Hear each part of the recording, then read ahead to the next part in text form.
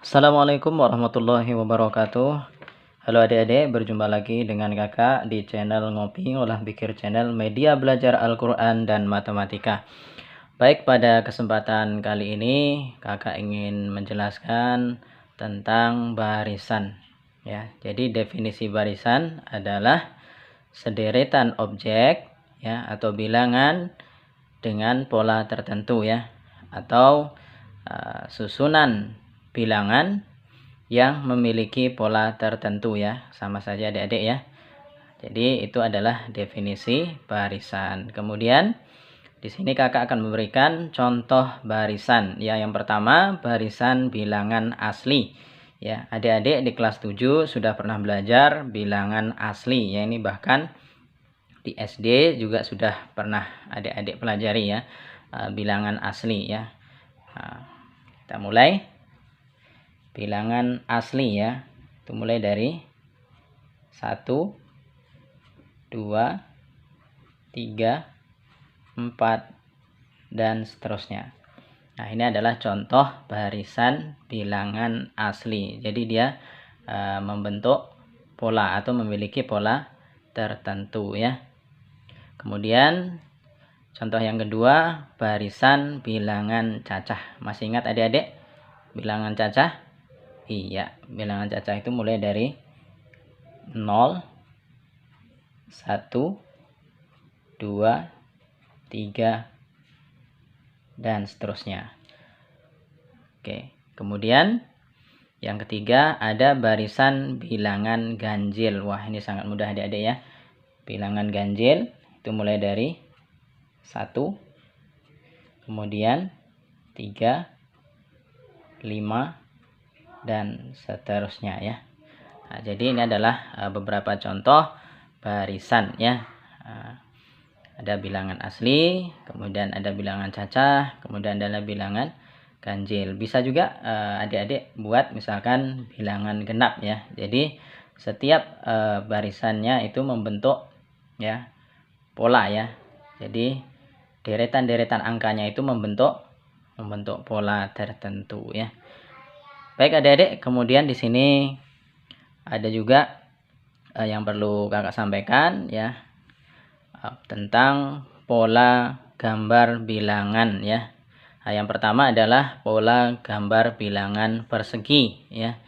Bisa adik-adik lihat ya, di sini perseginya ada 1 ya. Untuk suku yang pertama berarti 1. Kemudian selanjutnya kita lihat perseginya ada 4 ya, kita hitung 1, 2, 3, 4.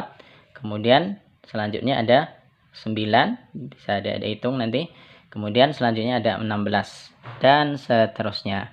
Maka untuk suku ke N ya, pola ya gambar bilangan persegi tersebut ya bisa kita rumuskan dengan UN sama dengan N kuadrat ya. Sekali lagi, untuk pola bilangan persegi yaitu bisa kita cari dengan menggunakan rumus suku ke N, UN sama dengan N kuadrat ya. Nah, misalkan adik-adik mau mencari suku yang berikutnya. Kalau ini kan ya suku pertama atau yang pola gambar yang pertama itu 1, kemudian pola gambar yang kedua itu 4, kemudian 9 dan 16. Kalau kita mau cari misalkan pola gambar yang ke-5 misalkan adik-adik, berarti tinggal masukkan saja ke rumusnya. Berarti suku ke-5 sama dengan 5 kuadrat. Berarti di sini 25 ya untuk pola gambar berikutnya ya. Berarti di sini 25. Bisa dipahami adik-adik? Bisa ya.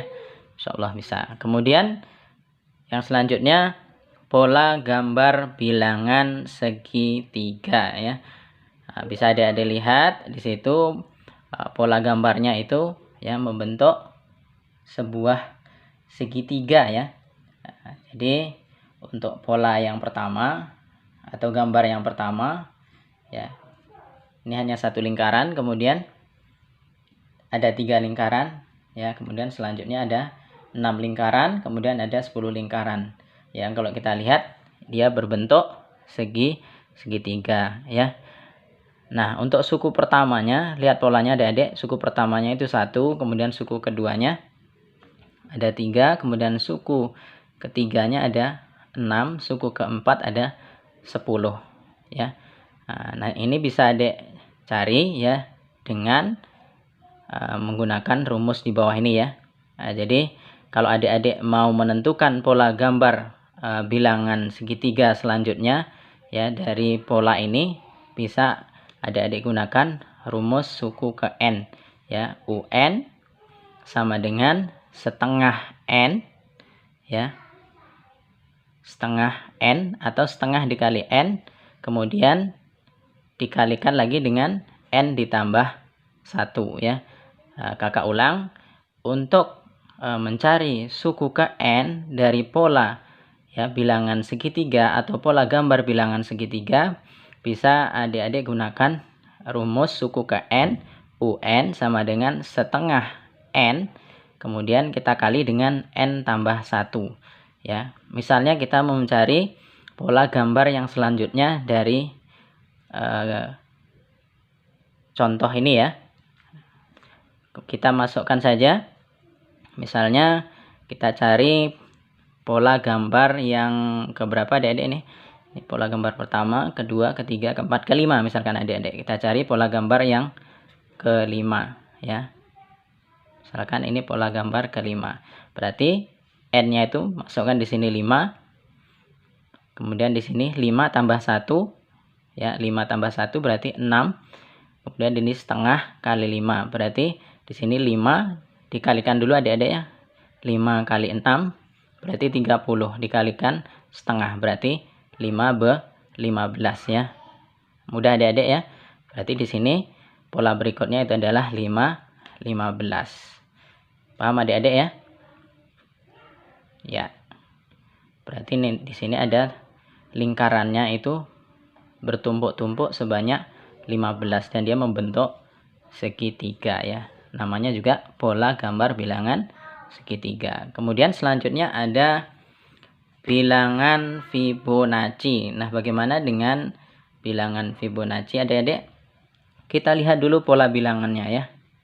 Di sini ada 1, 1, 2, 3, 5, 8. Nah, kakak akan jelaskan untuk bilangan Fibonacci. Coba perhatikan adik-adik di sini. Di sini 1, kemudian suku berikutnya itu 1 juga. Nah, kemudian suku berikutnya itu 2.